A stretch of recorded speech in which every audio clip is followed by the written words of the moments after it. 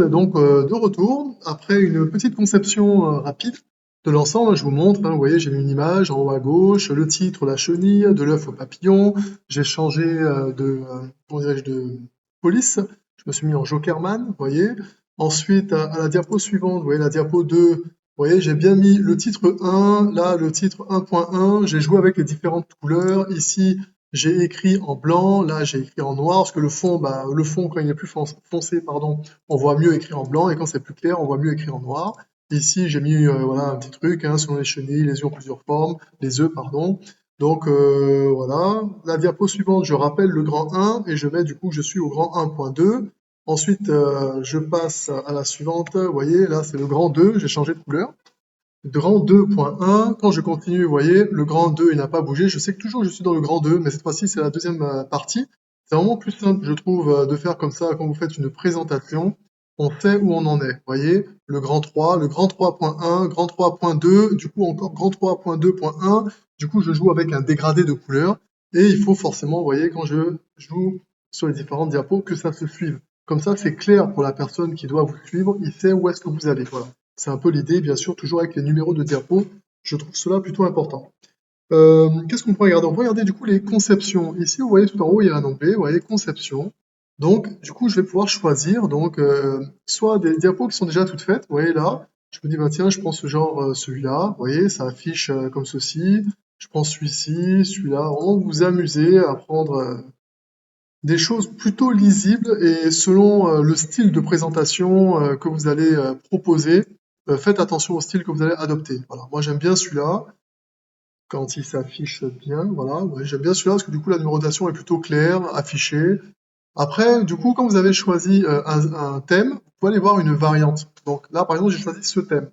Une variante à côté, à droite, là, vous voyez, j'ai cette variante-là, celle-ci, vous voyez, après, il y a différentes variantes, il y a une flèche qui vous permet aussi, via les couleurs, de choisir encore d'autres variantes, vous voyez. Vous pouvez même personnaliser et créer votre propre variante à partir de cette diapo. Il y a tout un tas de choses qui existent, après, à vous de vous familiariser avec, bien entendu. Bon, je vais choisir quelque chose qui est plutôt clair pour que vous puissiez voir quand même ce que je vais faire. Euh, Plutôt clair, je vais choisir un truc complètement sombre, c'est ce qui va arriver. Hein, plutôt clair comme ça, non? Plutôt clair, plutôt clair quoi. Voilà, allez, clair comme ça. Vert, oh non, je veux pas ça. Plutôt clair, clair bleu.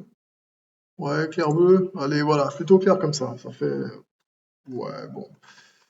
Pour les explications, on va dire que ça passe, non? Ouais, clair comme ça.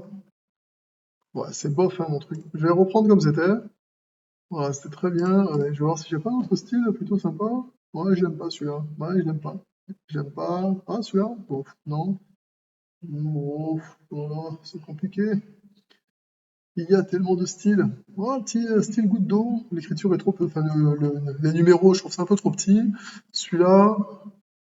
Ouais, allez, celui-là, pourquoi pas? Ça fait un petit trait sur le côté, ça fait un style, pourquoi pas? Alors, il y a ceci que vous pouvez faire. Donc, j'ai trouvé une image. Donc, vous vous trouvez toujours dans Conception. Dans l'onglet Conception, vous allez en haut, vous voyez, il y a Mise en forme de l'arrière-plan. Je clique dessus. On va défiler jusqu'à Remplissage avec image ou texture. Voilà. Ensuite, source de l'image insérée. On va aller chercher notre image, hein. Bien sûr, j'ai mis mon image dans un endroit facile.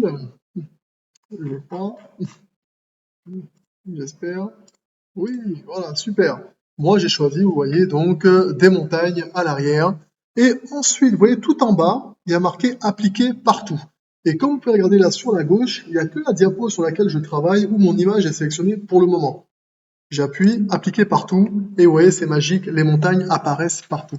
Ensuite, une fois que vous avez vos montagnes, vous allez dire, bah, tiens, mon image est un peu trop présente. Sur la droite, vous voyez, il y a tout un tas de petites options qui vous permettent, vous voyez, donc là, je peux jouer avec la transparence de mon image, la rendre plus ou moins transparente. Comme ça, on voit mieux mes écritures. Après, je vous cache pas, si vous avez donc ce genre d'image, l'idéal, c'est quand même d'écrire en noir, hein. Parce que du coup, si on écrit en blanc sur du blanc, enfin sur du clair, ça donne pas grand-chose. Enfin voilà, vous avez ça, vous avez donc tout un tas de propositions pour la mise en forme de l'arrière-plan juste ici. Voilà. Donc c'est juste pour vous montrer ça. Je reviens avec un disais, donc maintenant je vais revenir comme j'étais, donc forcément l'image en arrière, je vais l'enlever. Donc ici, je reviens, vous voyez, donc dans ma mise en forme de l'arrière-plan, je vais venir sur remplissage dégradé comme c'était tout à l'heure, voilà, super. Appliquer partout, je n'oublie pas, je remets comme c'était. Pour mes explications, c'est très bien comme ça. Alors, qu'est-ce que l'on